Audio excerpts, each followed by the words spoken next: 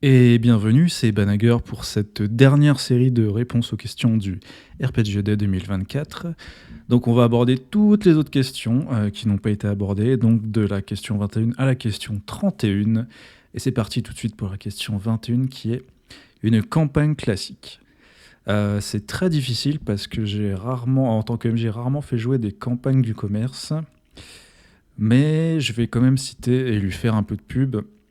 C'est Eternal Lies pour Trails of Cthulhu, pardon. Donc une campagne avec le système Gumshoe. Et qu'est-ce qu'elle a de génial ces campagnes et pourquoi elle mériterait d'être une campagne classique? Parce que elle est extrêmement généreuse. Il y a tout un côté pulp et en même temps très horrifique. C'est vraiment une campagne extrêmement bien écrite avec beaucoup d'aides de jeu qui emmène vos joueurs aux quatre coins du monde. Je pourrais pas dire si c'est parce que j'ai pas fait jouer, je n'ai pas joué au Masque de Nyarlathotep, donc je ne pourrais pas faire un lien ou des liens de comparaison. Mais en tout cas, je sais que c'est une excellente campagne. Sans trop spoiler, enfin, c'est même pas du tout un spoil, on va dire que le pitch de départ, c'est que vos investigateurs sont embauchés par une jeune femme qui cherche à découvrir ce qui s'est passé il y a 20 ans. Parce que voilà, son père a fait des choses peut-être pas très catholiques, on ne sait pas. En tout cas, voilà, c'est le pitch de départ. Et bah, ce pitch de départ vous emmènera très très loin, vous et vos joueurs. Enfin, ouais, vous et vos joueurs, exactement.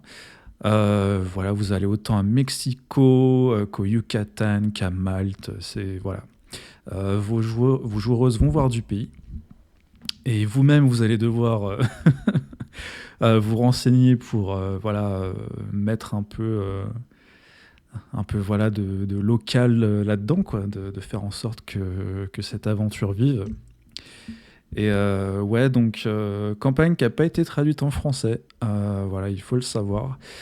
Donc je pense que vous devriez écrire à Edge ou au studio d'Ed Crows pour qu'ils la traduisent incessamment sous peu, voire vite, parce qu'elle le mérite. Je sais que c'est le système Gumshoe, mais il y a moyen d'adapter avec le système de l'appel de Cthulhu. Je pense qu'il y a même moyen de le faire en Cthulhuac. C'est fortement possible. Enfin, je veux dire, vous prenez le pitch de départ, le squelette de la campagne, et puis vous adaptez les règles, quoi. Il n'y a pas à transiger, quoi. Je pense pas que ce soit extrêmement dur. Parce que voilà.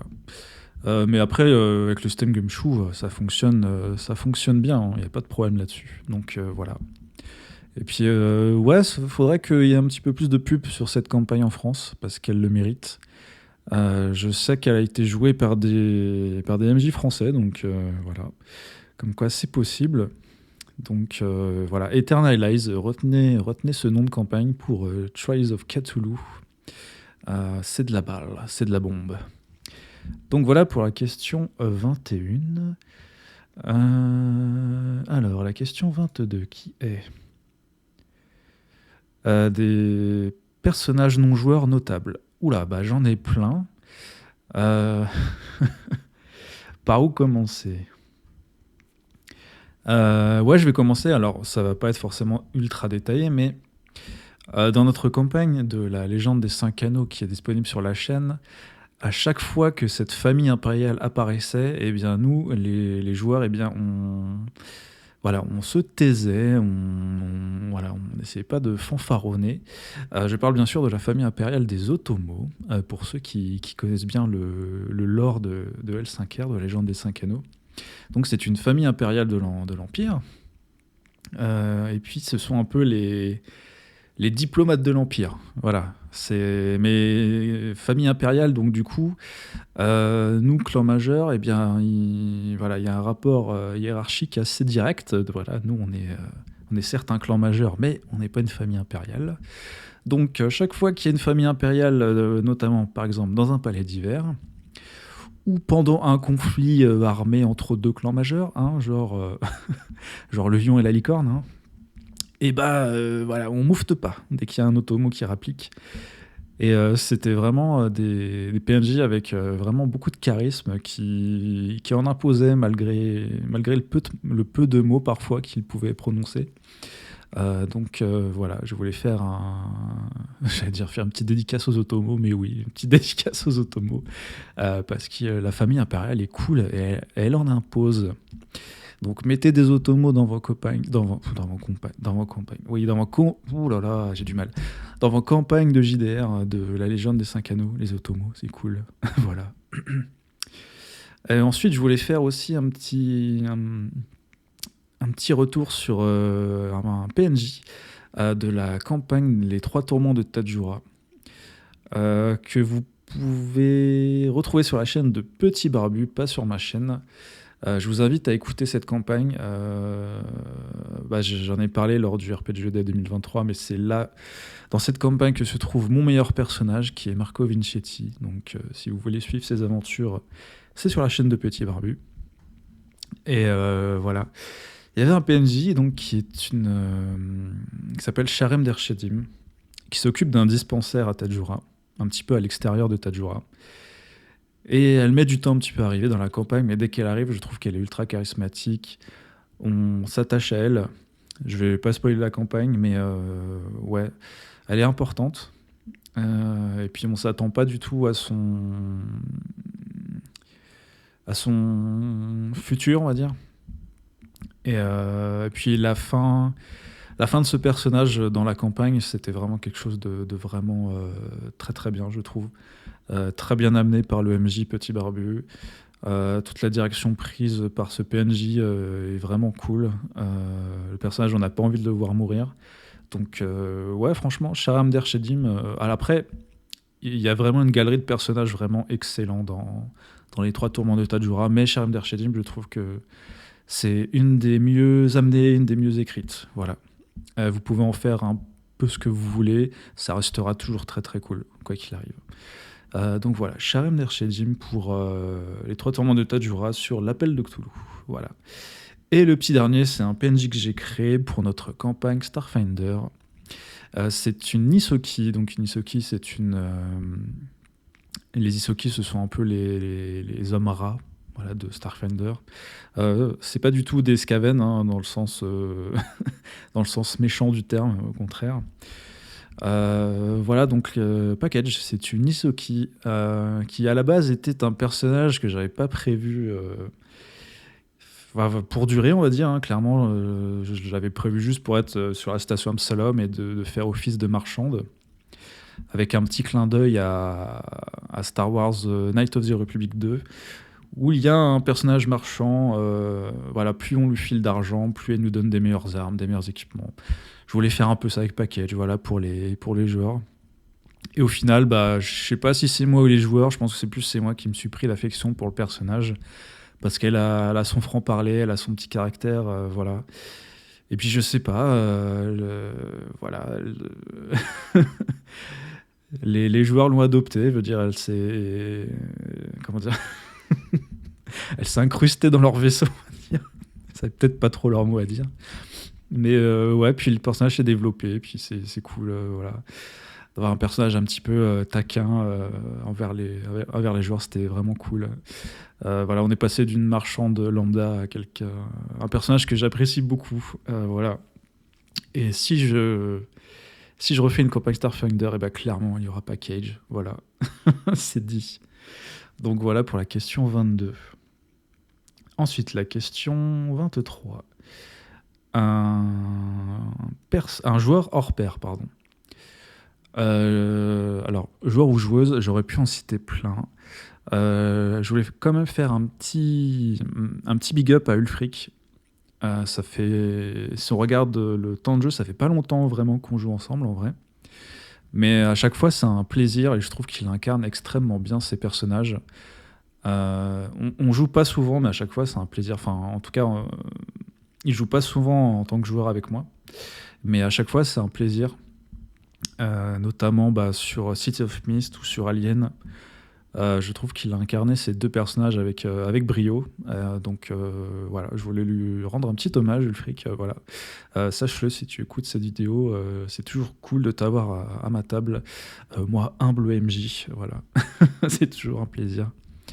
Je trouve que dans Alien, tu as brillé. Dans City of Mist, Enfin, le groupe était terrible quoi qu'il arrive, mais ton personnage était aussi ultra cool. Voilà. Donc, big up Ulfric, toujours un plaisir de t'avoir à une de mes tables. J'allais dire aussi TPL Guild, c'est rare aussi, mais à chaque fois c'est un plaisir de t'avoir à ma table aussi. Voilà. Il faudrait qu'on joue plus souvent, mais je sais que c'est pas forcément facile tous les jours. Voilà. Mais en tout cas, toujours un plaisir. Voilà. Donc, Ulfric et TPL Guild, big up à vous. Et j'aurais pu en citer plein d'autres, mais voilà. Voilà. Ce qui conclut la question 23. On va passer à la question 24. Alors oui, non, ça c'est pas tout de suite. Un conseil acclamé. Ouais. Bah déjà, faire une session 0, c'est quelque chose que je faisais pas au début, à mon grand regret. Chose que j'aurais dû faire. Et aussi, ouais, bah déjà, partons sur la session 0, je vais développer un peu plus après. Faire une session 0, c'est extrêmement important, faites-le. C'est vraiment la base, je trouve maintenant, de faire un contrat social pardon, où toutes et tous peuvent s'y retrouver. Voilà, n'hésitez pas à dire tous les sujets, voilà, tout ce qui vous ne voulez pas voir dans une partie de jeu de rôle. Parce que, voilà, certes, il y a du jeu, mais il y a aussi c'est un jeu social, je veux dire, on ne joue pas tout seul. Et donc, voilà, soyez à l'écoute de vos joueuses en tant que MJ. Soyez à l'écoute de votre MJ aussi en tant que joueuse. Il faut que ce soit un partage qui aille dans les deux sens, que chacun s'amuse. Pareil, j'en avais un tout petit peu parlé précédemment, mais si vous voyez que ça ne colle pas du tout, que ce soit avec le ou la MJ, pardon, ou les joueuses, franchement, n'attendez pas pour déjà en parler et puis partir tout simplement. Même si vous êtes avec des gens avec qui vous vous entendez extrêmement bien, c'est pas le souci. Je veux dire, vous allez toujours les côtoyer en dehors du jeu de rôle, ou ça se trouve, vous faites déjà du jeu de rôle avec eux, mais sur d'autres tables. Vous imposez pas une table où ça se passe pas bien, quoi. Voilà, franchement, ne vous imposez pas une table où ça se passe pas bien. C'est une perte de temps pour tout le monde, que ce soit pour la personne avec qui vous ne vous entendez pas et vous, voilà, et inversement. Franchement, on a assez peu de temps consacré déjà au jeu de rôle. C'est pas pour, voilà, c'est pas pour s'embêter et pour pas apprécier la partie. Voilà, juste parce que vous vous entendez pas ou parce que, enfin bref, il y a de nombreux sujets qui peuvent passer par là, quoi. Donc ouais, franchement, moi je vais le dire très clairement, je vais parler de mon expérience personnelle. À la table de L5R, je m'entendais très bien avec 2 ou 3 joueurs, mais au final, je veux dire, enfin, alors je dis pas que je regrettais d'être là, c'est pas, c'est peut-être un petit peu fort, mais au bout d'un moment, je veux dire, quand le MJ ne fait plus attention à votre personnage ni à vous, quand vous avez voulu quitter 2 fois la table et que le MJ vous a retenu, on se demande pourquoi.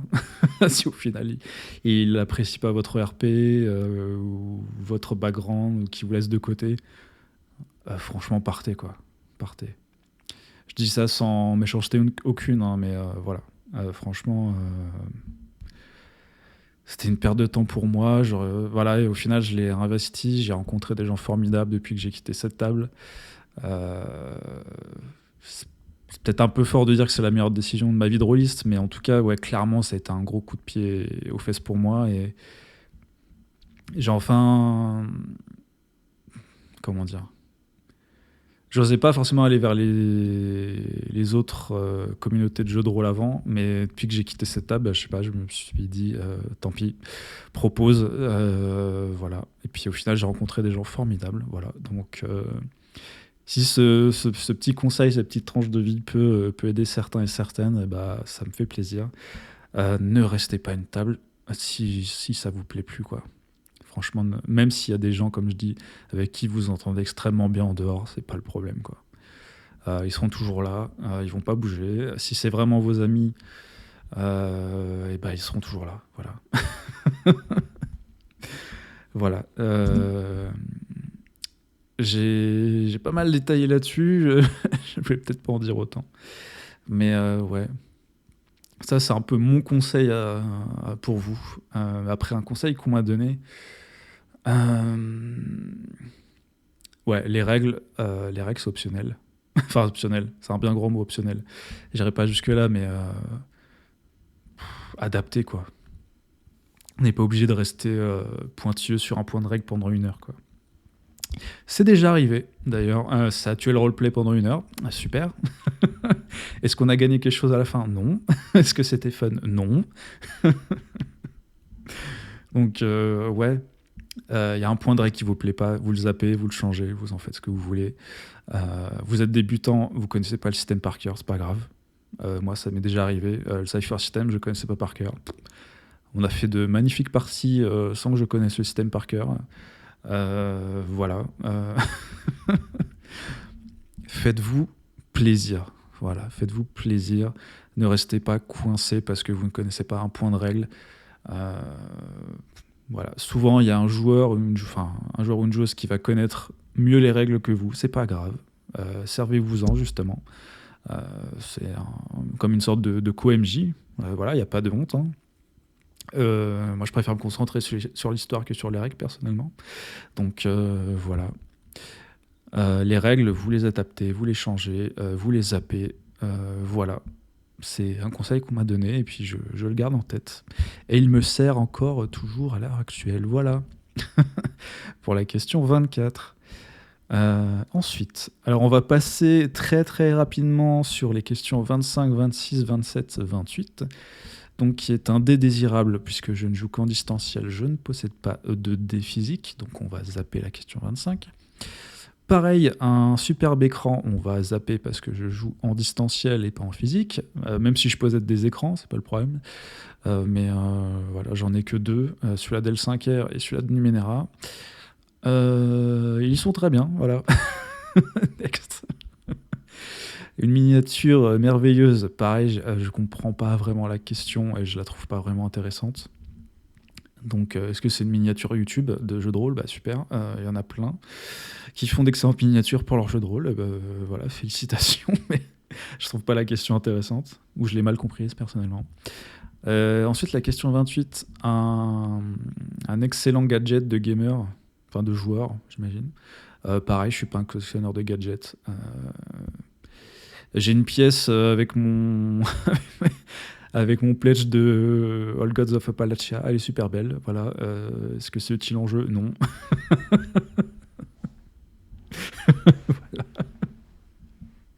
Voilà. Super, mais je vais vous partager que j'ai cette pièce. Elle est très jolie. Voilà. Ensuite, une application géniale. Bah, je dirais, moi, comme joueur distanciel, c'est Foundry VTT, Let's Roll, ou ça a été Roll20 un moment, voilà. Une application géniale, ouais, bah écoutez, Discord. Discord, ça sauve la vie, c'est extrêmement pratique pour s'envoyer des messages entre MJ joueuses ou entre joueurs pour préparer les parties, pour parler de nos parties, de nos personnages. C'est voilà, Discord. Donc voilà. Bah, on va consacrer un peu plus de temps à la question 30, qui est une personne avec qui j'aimerais jouer.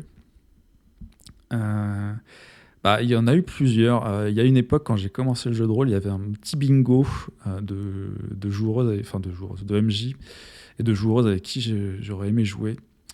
J'ai presque rempli le bingo. Il me manque une personne, qui est la MJ Bacadéville. Voilà, je pense que beaucoup de monde la connaît.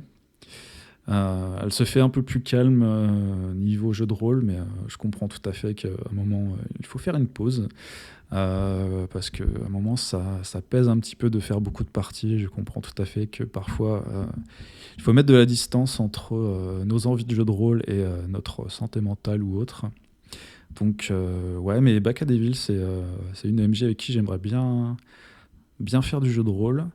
Euh, Sinon, il y a plein de personnes. Je sais que pas mal ont cité Caprice comme une excellente joueuse, donc ouais, pourquoi pas à l'occasion aussi si l'occasion se présente lors d'une partie. J'en ai plein, mais après j'ai pas envie de faire une liste comme ça sans détailler. Je trouve que c'est pas intéressant, mais il y a vraiment beaucoup de monde quoi.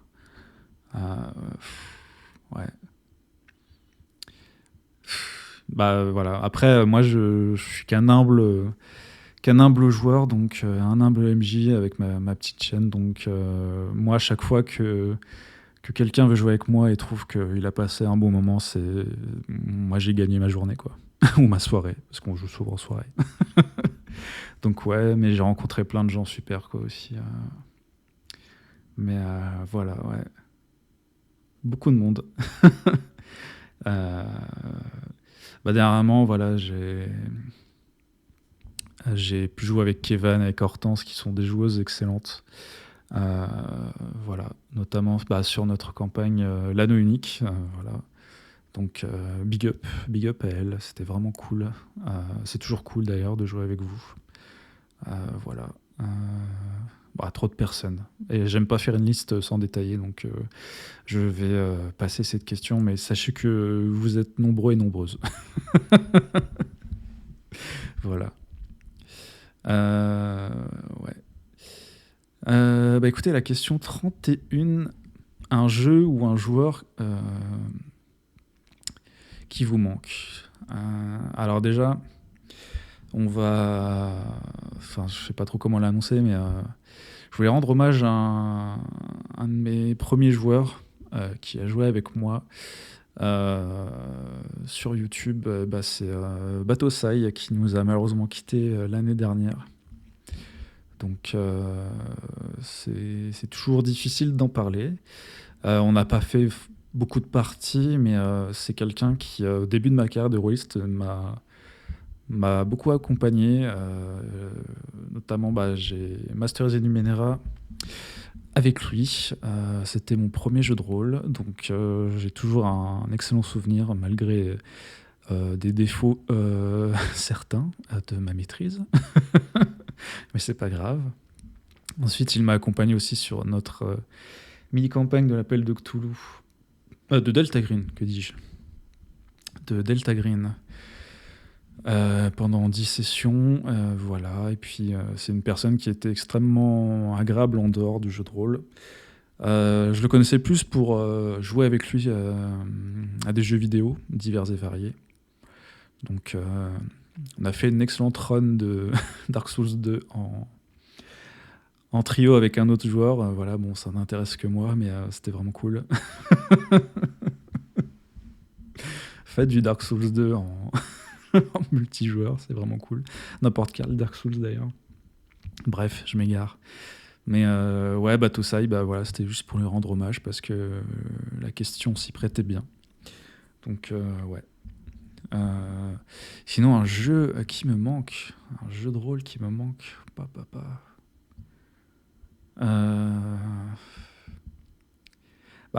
après, c'est plus j'allais dire, c'est plus une... Ouais. C'est-à-dire une période, mais oui, plus qu'un jeu. Mais ouais, il y a une période où, je sais pas si les astres s'étaient alignés ou c'est extrêmement difficile à décrire, mais enfin, il y a deux périodes, mais ouais. Il y a la période Covid, bizarrement, c'est là où je sais pas, enfin voilà, enfin forcément on avait du temps, mais je sais pas, on s'éclatait à faire du jeu de rôle, Enfin, on s'éclatait, je veux dire, on se prenait pas la tête pour des broutilles des fois. C'est ah vas-y cette semaine on joue, on joue. On se prenait pas la tête. Et pareil avant, pendant la période des Trois Tourments de Tajura, c'était une période je sais pas bénie pour moi. Je masterisais du Prédation, ça se passait super bien avec mes joueurs. Pareil j'étais joueur du coup sur les Trois Tourments de Tajura. Et c'est une campagne, je sais pas, on a mis 1 an et demi, presque 2 ans, mais je sais pas, ça coulait de source. On voulait toujours jouer, on était toujours OK. Je sais pas, il y a des périodes comme ça ou des campagnes qui marquent. Enfin, c'est pas forcément un jeu, c'est plus une période, je dirais. Enfin, voilà. Euh, où c'était cool de masteriser, c'était cool de jouer, tout simplement. Voilà. Donc, voilà ce que cette question m'inspire. Mais un jeu qui me manque, bah, peut-être Prédation, je dirais. J'ai stoppé parce que j'étais encore jeune MJ à l'époque. Euh, Puis j'avais pas encore. Ouais, je manquais de. Je manquais encore de pratique, on va dire. Je sais pas. J'ai stoppé parce que j'avais la page blanche, en fait. J'avais plus d'idées. Puis j'avais aussi, à l'époque, voilà, je voulais faire 10 000 jeux de rôle à la fois. Voilà, ne le faites pas. Ne le faites pas. Consacrez-vous sur un jeu de rôle et faites-le bien déjà. C'est déjà très bien. Mais voilà, bon, on apprend de ses heures, comme d'hab. Hein. Voilà. Bah, ce qui me permet de rebondir sur la question alternative, qui est une excellente anecdote. Bah, ça va concerner les 3 tourments de Tadjoura, maîtrisés par Petit Barbu. Alors, il y a un moment donné, on a stoppé, on a fait une grande pause dans la campagne, mais on était presque à la fin. On va dire qu'il nous manquait un quart de la campagne à faire.